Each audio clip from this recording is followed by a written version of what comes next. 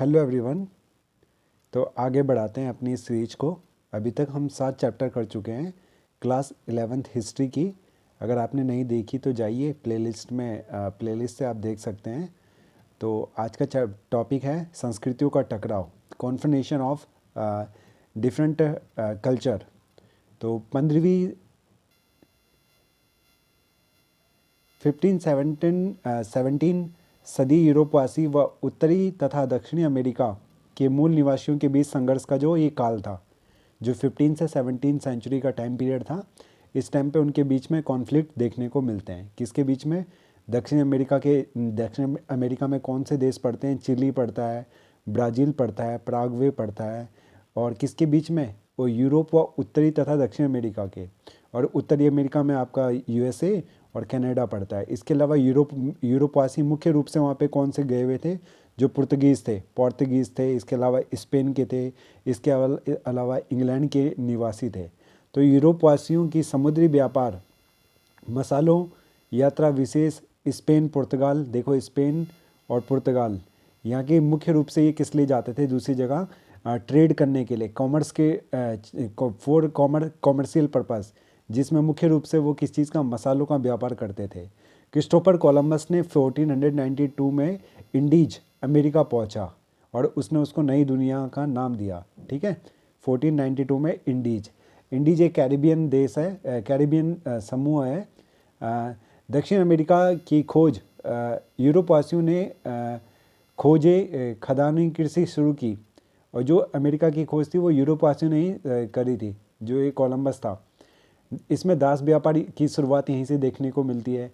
फिर दास व्यापार कहाँ से लाए जाते थे? जब वो लोग अमेरिका में उन्होंने अपनी कॉलोनी बसाना शुरू कर दी यूरोपियन ने, तो फिर वो वहाँ पे अफ्रीका से गुलामों को ले गए। कहाँ पे? अमेरिका में। वहाँ पे बहुत बड़े बड़े बाग थे। किस चीज़ के बागान थे ये? एक तो चीनी का बड़ी मात्रा में वहाँ पे क्या, चीनी का एग्रीकल्चर किया जाता था। मध्य अमेरिका में मैक्सिको भी मुख्य रूप से है जहाँ पे ये सारी घटनाएं हो रही थी। और रोजना माचा लॉगबुक को कहा जाता है। कैरिबियन द्वीप समूह, ब्राज़ील के जन समुदाय उस द्वीप समूह में रहते थे, जो कैरिबियन द्वीप समूह है। ठीक है, जिसमें वेस्ट इंडीज हो गया, जमैका हो गया। नेक्स्ट स्लाइड करते हैं। अराबाक लोग नौक निर्माता कुशल थे। जो ये किस किस किसको बनाने में? They were very skilled in making ship. जो नाव बनाने में वो बहुत ही ज़्यादा कुशल थे। स्पेनी लोगों ने नष्ट किया इनकी संस्कृति को। किन लोगों की? अराबाक लोगों की संस्कृति को। किन लोगों ने? स्पेन लोगों ने। और स्पेन एक कौन सी कंट्री है? वेस्टर्न यूरोप में कंट्री है जहाँ की कैपिटल है मैड्रिड। तुम्पिनाबा दक्षिण अमेरिका के पूर्वी समुद्र तटों पर रहते थे। जी, वहाँ के मूल निवासी हैं। ये मूल निवासियों की बात हो रही है। ब्राज़ील पेड़ के नाम पर ही उस प्रदेश का नाम क्या पड़ा था? ब्राज़ील पड़ा। ठीक है, ब्राज़ील एक पेड़ का नाम है और उसी के नाम पर ही उस प्रदेश का नाम क्या पड़ा? ब्राज़ील पड़ा। आगे देखते हैं। एजटेक जन के बारे में देखते हैं। 12वीं सदी में एस्टेक लोग उत्तर से आकर मैक्सिको की मध्यवर्ती घाटी में बस गए थे। ठीक है, मैक्सिको की मध्यवर्ती घाटी में बस गए थे और समाज श्रेणीबद्ध था यहाँ पे। राजा पृथ्वी पर सूर्य देवता का प्रतिनिधित्व था। तो किसको प्रतिनिधि रिप्रेजेंट कर रहा था वो यहाँ पे? सूर्य देव को। ठीक है, गॉड सन को। युद्ध में व्यस्त रहते थे ये लोग। अपने मंदिर, सूर्य भगवान व युद्ध के देवताओं को समर्पित किए हुए थे। कुलीन बच्चे काल मेकाक और गरीबों के बच्चे तोप कल्ले स्कूल में जाते थे। ये बात हमको ध्यान रखनी है। कुलीन बच्चे काल मेकाक में और जो गरीबों के बच्चे थे तोप कल्ले स्कूल में जाते थे। माया लोगों के बारे में देखते हैं। माया लोग मैक्सिको की माया संस्कृति 11वीं से 14वीं सदी के दौरान इसने क्या करी थी? उन्नति करी थी। जो यहाँ का कल्चर था उसका डेवलपमेंट हुआ था।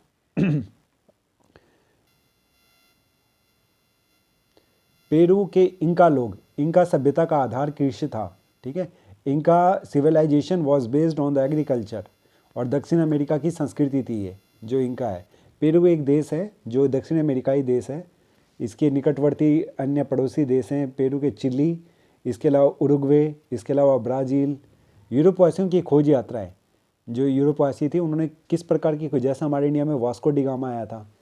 सन 1380 में कुतुबनुमा यानी दिशा सूचक यंत्र की आविष्कार हो चुका था। ठीक है, कब? 1380 में। किस यंत्र का? दिशा सूचक यंत्र का, जो दिशा के हमको बताता है कि कौन सी साइड किधर है।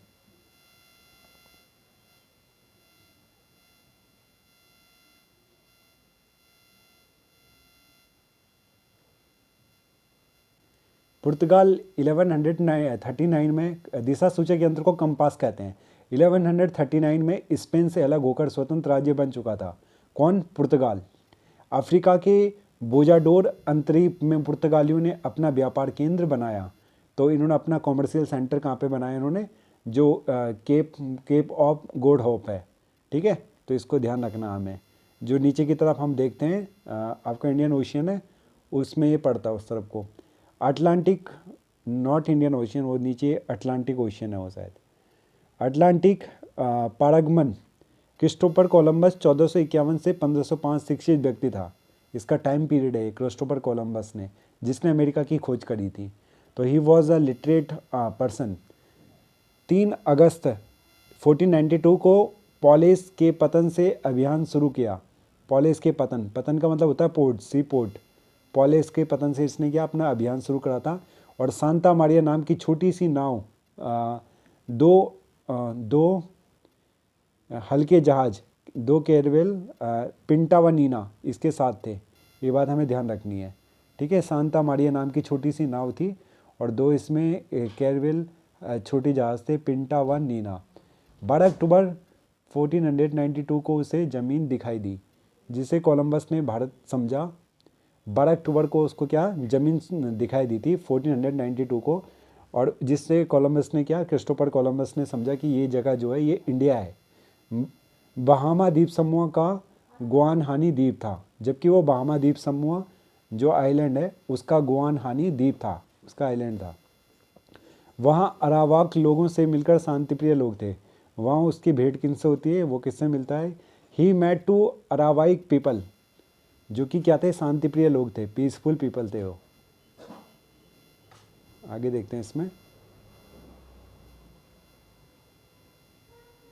क्यूबा को जापान समझा था उसने। जो क्यूबा है एक कैरिबियन कंट्री है, जहाँ के उसेन बोल्ट भी हैं, एथलीट दुनिया में सबसे ज़्यादा वहीं के पाए जाते हैं। उसको उसने जापान समझा था क्रिस्टोफर कोलंबस ने। खूंखार कैरिबिया कबीलों से सामना हुआ उसका, और इसकी वो जो यात्रा थी 32 सप्ताह की यात्रा थी, टोटल 32 वीक की। आगे 3 यात्राएं उसने आयोजित करी थी, उससे आगे बाद में भी 3 यात्राएं वो और करी थी उसने। दक्षिण अमेरिका के पश्चिमी भाग कोलंबिया के नाम से जाना जाता है। दक्षिण अमेरिका के जो साउथ अमेरिका है उसका पश्चिमी भाग कोलंबिया के नाम से जाना जाता है। 1600 में ब्रिटिश ईस्ट इंडिया कंपनी की स्थापना हुई थी, ये तो हम सबको पता है। 1600 में 1600 एडी में British east India company was founded. 1602 में डच ईस्ट इंडिया कंपनी की स्थापना हुई थी। डच कहते हैं नीदरलैंड के लोगों को, और नीदरलैंड का दूसरा नाम है हॉलैंड। 1492 कोलंबस ने बहामा द्वीप समूह व क्यूबा पर स्पेन की दावेदारी करी। कोलंबस ने बहामा द्वीप समूह क्यूबा पर स्पेन की,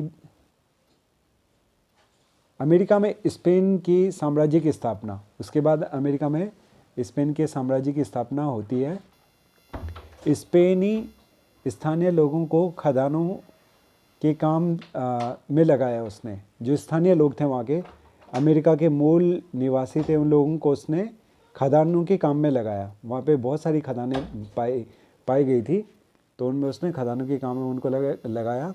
और अरावाकों को चेचक बीमारी का प्रकोप पुरानी दुनिया से ही प्राप्त हुआ।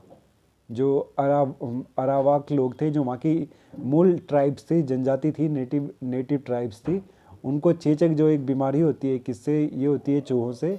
उस बीमारी को कहाँ से? पुरानी दुनिया से, अर्थात वेस्टर्न से, यूरोप से हुआ। हरमान कोर्टेज नाम का 2 बड़े साम्राज्य को जीता। एक है हरमान कोर्टेज 1588 से 1547 में, फ्रांसिस पिज़ारो 1478 से 1541 तक। तो ये दो बड़े साम्राज्य को इन्होंने जीता, वेस्टर्न वालों ने, यूरोपियन ने। कॉटेज व एस्टेक लोग। कॉटेज क्यूबा से मैक्सिको आया, जहां टॉटनेक समुदाय से दोस्ती कर ली। पिज़ारो व इंका लोग। पिज़ारो गरीब अनपढ़ था। 1532 में 1532 में इंका पर अधिकार करा। स्पेन का था ये जो पिज़ारो था, वो कहाँ का था? ही बिलोंग टू स्पेन।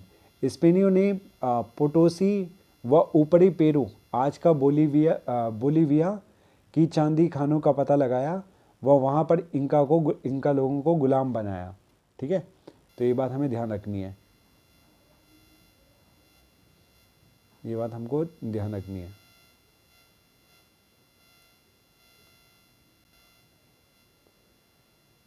तो जितना बच गया है उसको हम करेंगे आगे नेक्स्ट वीडियो में। Till then bye bye, take care.